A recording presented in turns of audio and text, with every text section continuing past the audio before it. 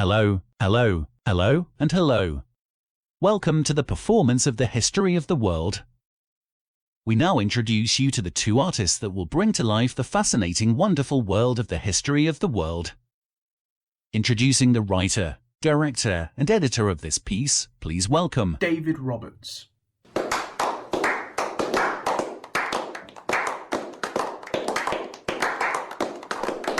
And also introducing the other actor, Mitchell Strong.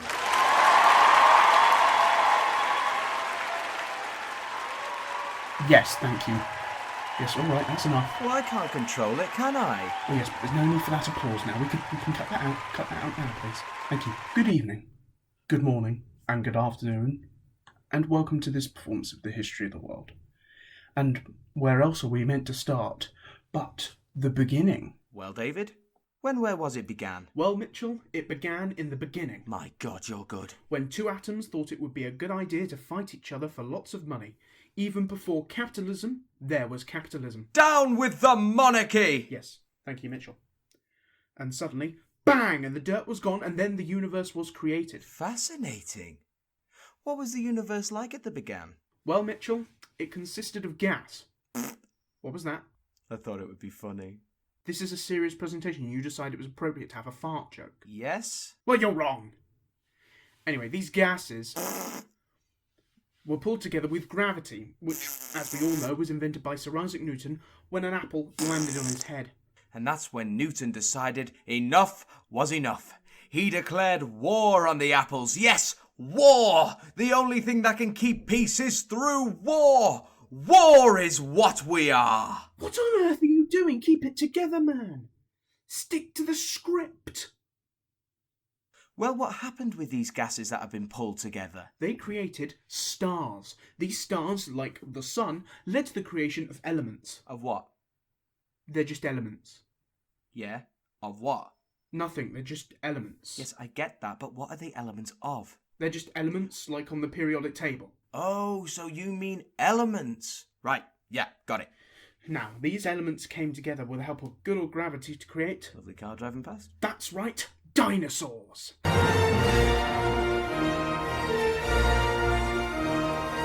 Dinosaurs now roam the Earth.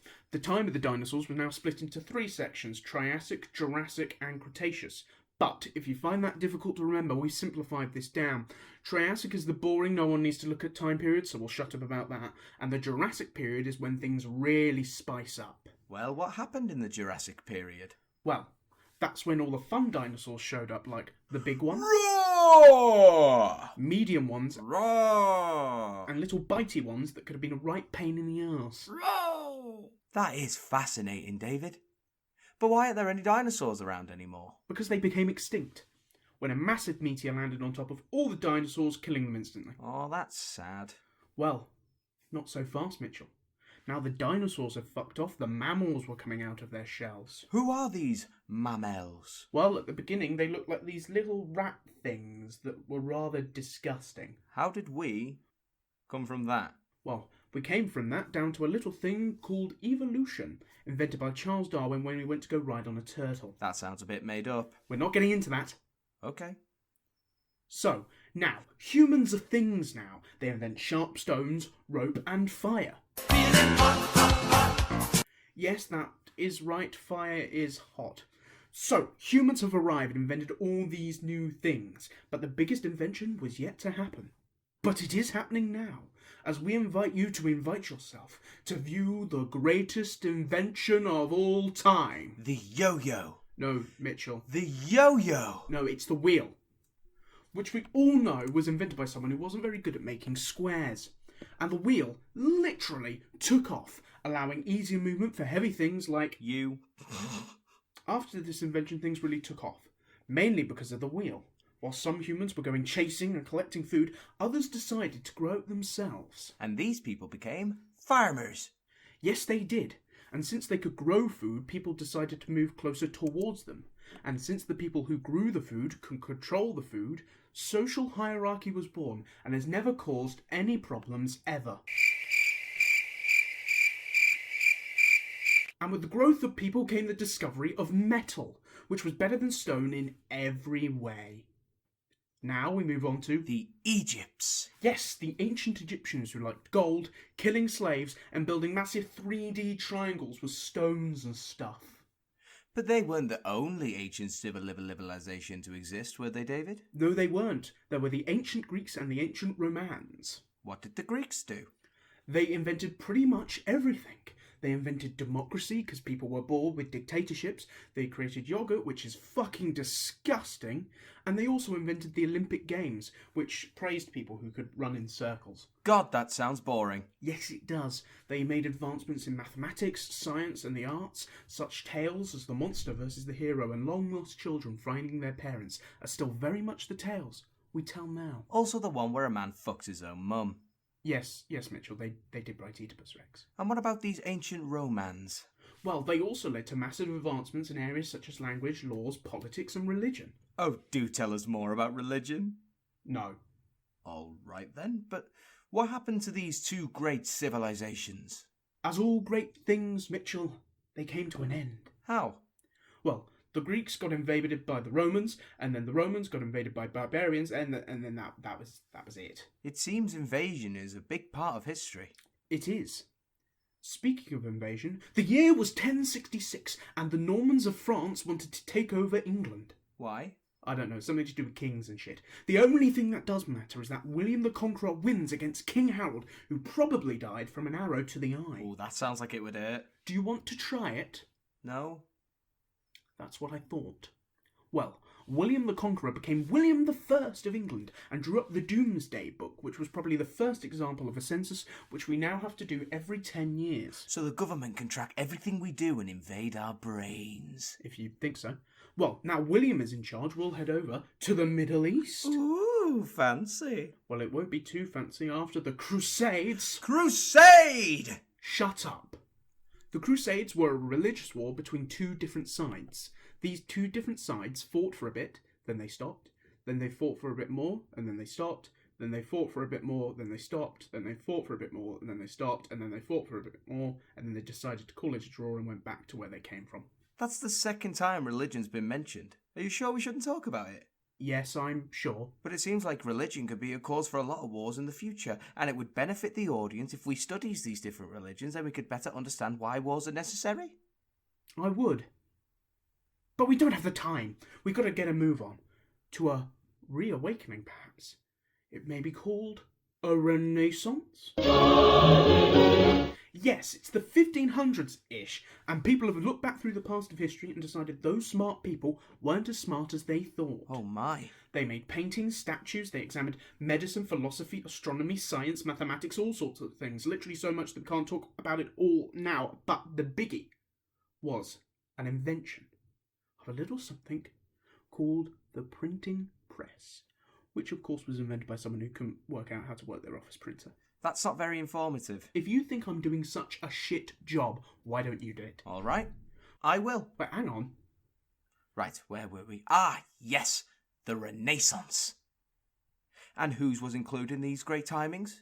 We have Michelangelo, Donatello, Leonardo, and the other one that no one can remember, who, through the training of Master Splinter, who was in fact a fucking rat, fought villains such as Shredder with the help of... Mitchell? Yes? You're describing the characters in Teenage Mutant Ninja Turtles? Ah. Well, that's all I've got. Should I move on? No, you should come back to me. Now moving on to a lighter topic, the plague that wiped out 1/5 of Europe's population. Lovely stuff. Well, this plague was called bubonic, which had already come around before, but called something completely different just to confuse us. The Black Death. Yes, it was very dark. Anyway, many of these people thought the plague was brought on by cats and dogs, but actually it was brought on by flies, which lived on cats and dogs, so they were half right. Right, come on, that's enough. Well, hang on a minute, I haven't even talked about the different things that people tried to cure themselves. How it affected the economy and everything. Mitchell, we're trying to do the whole of history in a very short amount of time. This detail is not required. If you want to involve all this detail, write a bleeding book. But... Right, I've had enough. If you don't shut up, I'll personally see to it that you will not be paid. I was getting paid. Well, not anymore. Right. Now that we've restored back to normal programming, we'll move on to the French Revolution. Revolution! For God's sake, Mitchell, calm down. But it's revolution! Yes, but it doesn't mean you can make a tit of yourself. Anyway, The French Revolution consisted of chopping people's head off with a guillotine. The man in charge of this, Robespierre, had so much fun with it, he went a bit mad, people didn't like it, and then they chopped his head off. I wanted to build a guillotine, but David said no, like the boring old fart he is. You wanted to cut someone's head off? Everyone loves a practical demonstration. I'm sure the person whose head was going to be chopped off would have had a right laugh. See, even you know they'd enjoy it. But the French Revolution was a big wake-up call. Once the French had done it, the Americans decided to give it a go. And it worked! They threw some tea off a boat, complained about taxes, and then threw a huge paddy which led to the deaths of thousands of people. A very violent paddy. I know. And they got their way and became an independent country. They elected their first president, George Washington, and from then onwards they have had no problems with anything ever. But now the French Revolution happened, we forgot about the French, whilst they were picking up the pieces of the country, and a new figure appeared. And who may that be, may I ask? Who is that, you may be asking? It's Napoleon Bonaparte. Ooh! And he wants to invade Europe, an idea that others will try and fail to do later in history. That's Hitler, if people didn't understand. Yes, Mitchell, I'm talking about Hitler. Anyway, Napoleon wanted to take over Europe. He took France, Austria, Prussia? What the hell is Prussia? I don't know. But the one country he couldn't get past was Britain.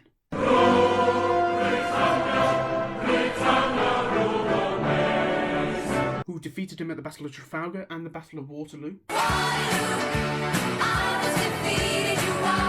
When Napoleon was defeated, he was taken to the island of St. Helena to live out the rest of his life in exile.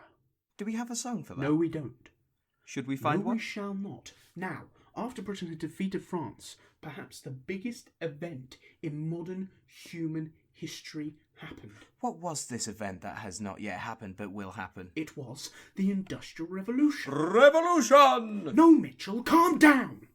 This revolution doesn't involve the overthrow of government, but the huge advancements made in industry. So that's why they called it the Industrial Revolution? Yes. Why do historians always make things sound really boring?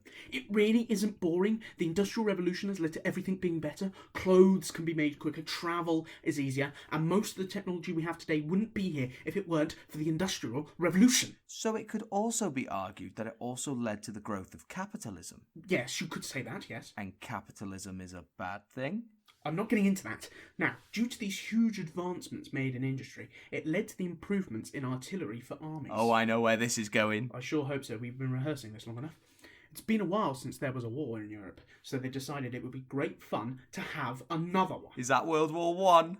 Yes, Mitchell, it's World War One. I knew it! Anyway, World War One is about to start. Well, how did it beginning to start? Well, Mitchell, it began when a Serbian shot an Austrian. Goodness, this is awfully violent. If you think this is violent, wait till you see what happens next. Anyway, so Austria-Hungary declares war on Serbia, then Russia declares war on Austria-Hungary, then Germany declares war on Russia, then France declares war on Germany. Well, how did the British get involved? Well, if Germany were to fight Russia and France at the same time, it would lead them to fighting on two different sides, which is a big no-no. So they decide to quickly take France before the Russians finish mobilising their army.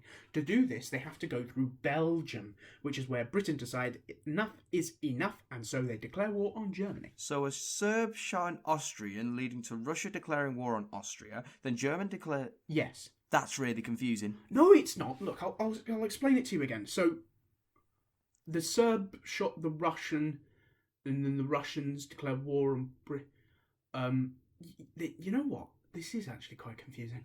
I agree with you. Thank you. But the war did bring around the invention of the tank. Tanks? Yes, tanks, which were of course invented by someone who couldn't get their smart car through the mud.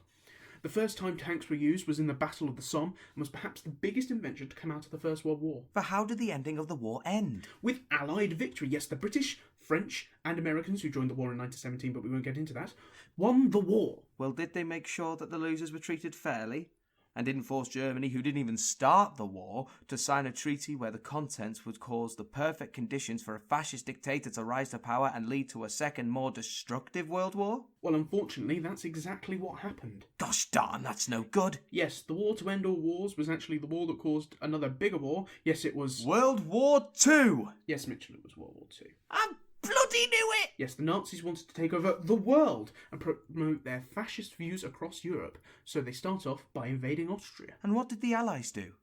Did they fight them to the death? Really bring it to the fight and give them a good thrashing? Actually, the Allies did nothing. Oh. Through a programme of appeasement, they would basically allow the Nazis to take what they want, but after that to tell them that they can't take any more. Did it work? No, the Nazis invaded Czechoslovakia and then moved into Poland, and then that's when the Allies decided that that is enough. World War time! Yes, it was. It lasted 6 years. Millions of men, women, and children are killed, with the defeat of the Nazis coming in 1945. What about the Americans? Well, they came involved when they were attacked by the Japanese. Well, what happened there? Well, they fought each other until the US invented the world's deadliest weapon and bombed 2 cities, killing thousands and changing the face of warfare forever. My God, this is rather depressing. Oh, dramatic. It was.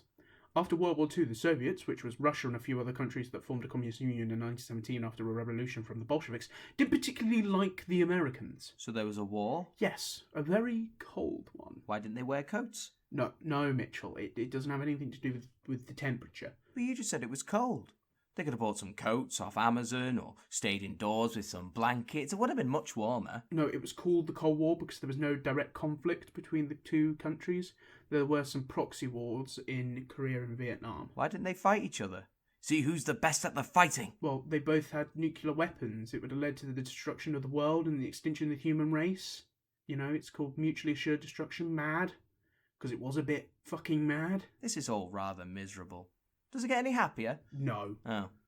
What happens now? Well, terrorism becomes a big thing in the 21st century, where people are killed where they live and work by individuals rather than countries. Anything else that could cheer me up? Well, in 2012, Britain won a lot of medals at the Olympics because it was in London, and when you're at home you become exceedingly better at running in circles, apparently. Well, that sounds good. Come on, there's got to be more stuff like that. Well, no, in 2016 Brexit happened, causing the economy to collapse. Donald Trump was elected as President of the United States, and a bunch of famous people died. Come on, there's got to be more happy and cheerful stuff. What about last year? 2020. Yeah. Do you think happy happened then? I mean, it depends on your definition of happy.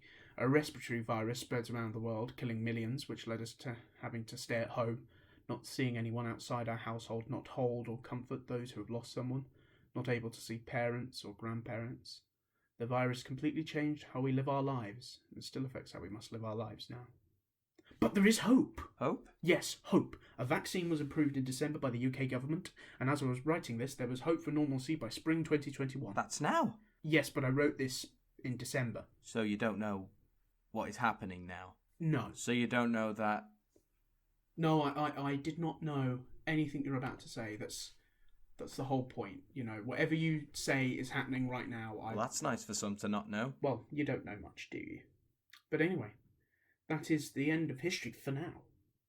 Perhaps we can take lessons from this history. We can become better people to each other and make advancements in science and technology that will allow us to build peace and get rid of deadly diseases. Hang on. I know this. Of course you do. This is the end, isn't it? Yes, Mitchell. It's the end. I fucking knew it! The history of the world was filmed in front of nobody and recorded by the actors. No animals were hurt in the process of this production except David's pride. All complaints should be directed to nobody because we don't care. For further information, go to the internet and do your own research, you lazy bastards. All research was correct at the time of the recording except the stuff that was wrong. We hope you enjoyed this presentation that was quickly put together after we couldn't go outside. We'd like to thank everyone that is listening for putting yourself through our performance and insist any lasting damage cannot be attributed to us. Thank you and go away.